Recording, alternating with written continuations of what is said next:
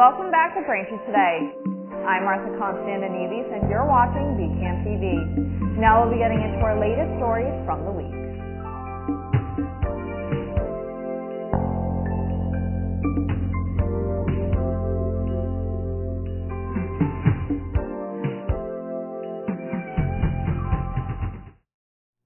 Welcome back to Braintree Today. I'm Martha Konstandinidis and you're watching BCAM TV. Now we'll be getting into our latest stories from the week.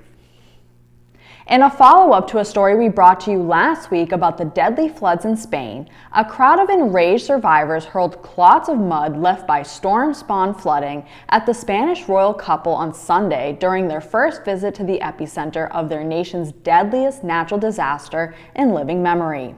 Spain's national broadcaster reported that the barrage included a few rocks and other objects and that two bodyguards were treated for injuries. One could be seen with a bloody wound on his forehead. It was an unprecedented incident for a royal house that carefully crafts the image of monarchs adored by their country of more than 48 million people.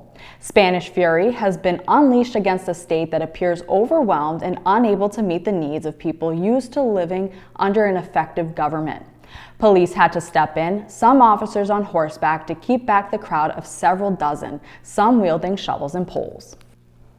On Sunday, the United States flew a long-range bomber in a drill with South Korea and Japan in response to North Korea's recent test, firing of a new intercontinental ballistic missile that is designed to strike the U.S. mainland, the South's military said.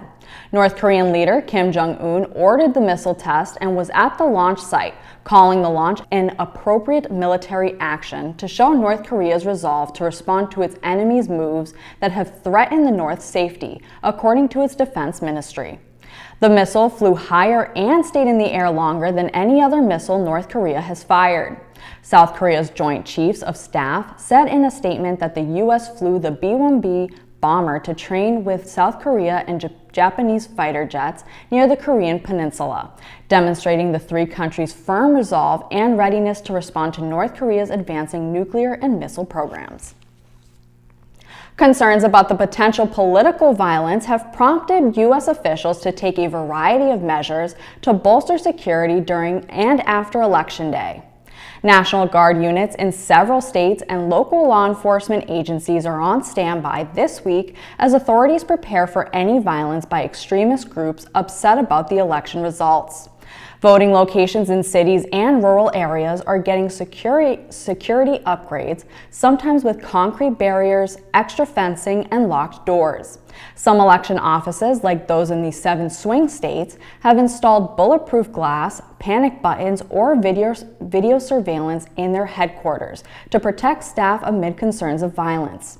Many of the most visible moves can be seen in the battleground states that will decide the presidential election.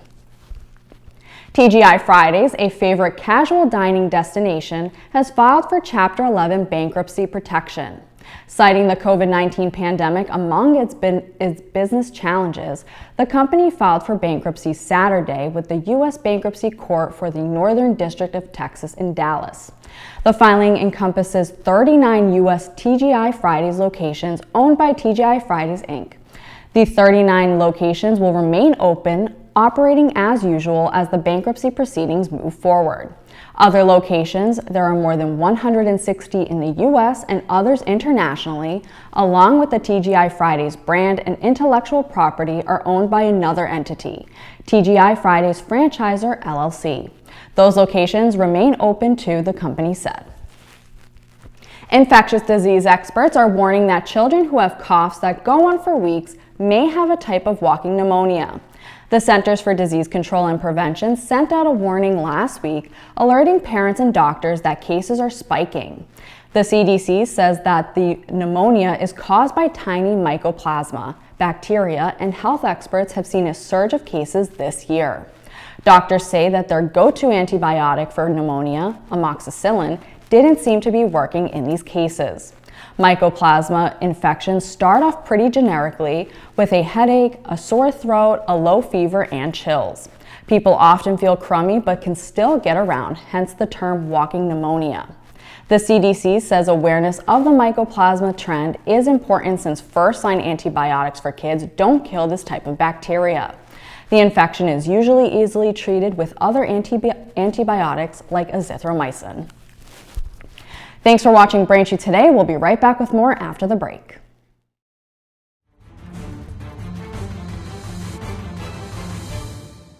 Hi, I'm Tom Lyons, a retired captain from the Quincy Fire Department and the author of the book Fighting Fire, A Proactive Approach. Let's talk portable electric space heater safety. These heaters must not be left unattended. Place them on a stable base 3 feet from combustibles. Their use is not recommended within a bedroom, but if you must do so, place a smoke detector on the ceiling within the bedroom. Plug a portable space heater directly into the outlet, avoiding extension cords. Thus, do not use lamp cords or power strips for this purpose.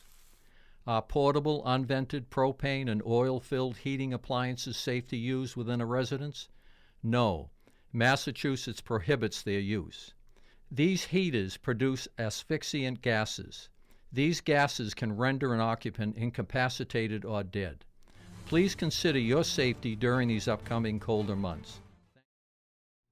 Welcome back. One upcoming U.S. holiday will feature something new for retail stores in Braintree. In an announcement from the town, hours for retail stores have been announced for Veterans Day. On November 11th, retail businesses won't be allowed to open before 1 p.m. that day. To put this into effect, the new hours were approved by the Department of Labor Standards. In Braintree, Police Chief Timothy Cahoon said he understands this may make things more difficult for businesses, but supports the decision. Cahoon said, quote, "This is a day we celebrate veterans and honor them for serving our country. We should honor those who have died for our freedom, as well as the men and women who serve and have served to make the United States a safer place," end quote. Officials say that the new schedule is specifically for retail stores and doesn't apply to restaurants or service stations.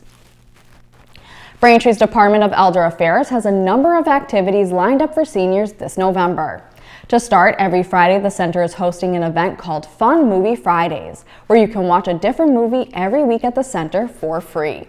Some one-time events to keep in mind include the Veterans Day Breakfast on November 6th at 9:30 in the morning. On November 12th, the Norfolk County DA will be visiting the Senior Center with their shredding truck from 10 a.m. to 1 p.m. And on November 19th, a benefits specialist from South Shore Elder Services will be available to share senior care information from 10 a.m. to 1:30 p.m.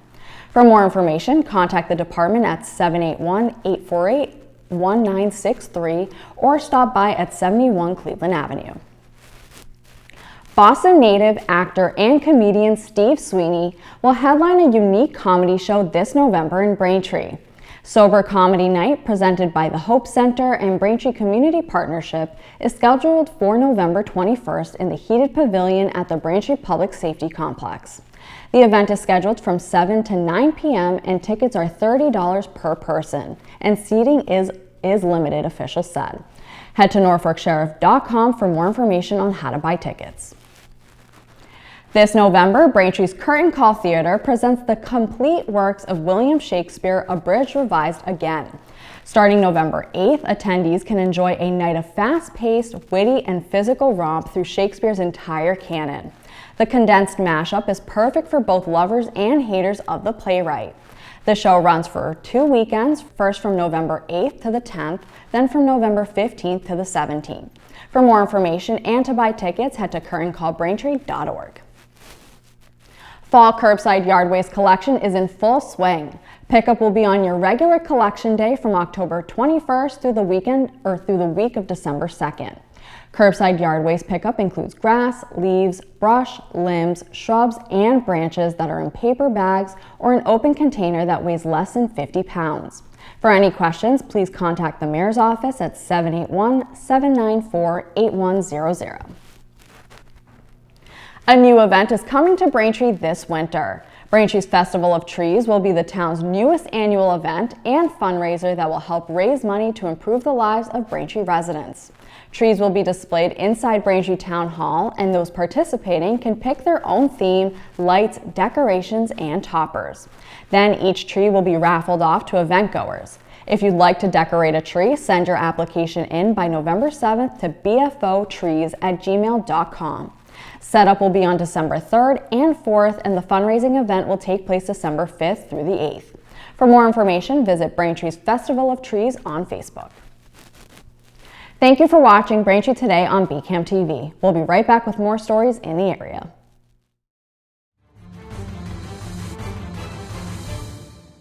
Hi, I'm Tom Lyons, a retired captain from the Quincy Fire Department and the author of the book Fighting Fire, A Proactive Approach. Do you know that electrical failures are the third leading cause of home fires? Cords and plugs led in this category, while extension cords dominated this category. To avoid these fires, plug heat-generated appliances directly into an outlet. Do not use power strips or extension cords on these appliances.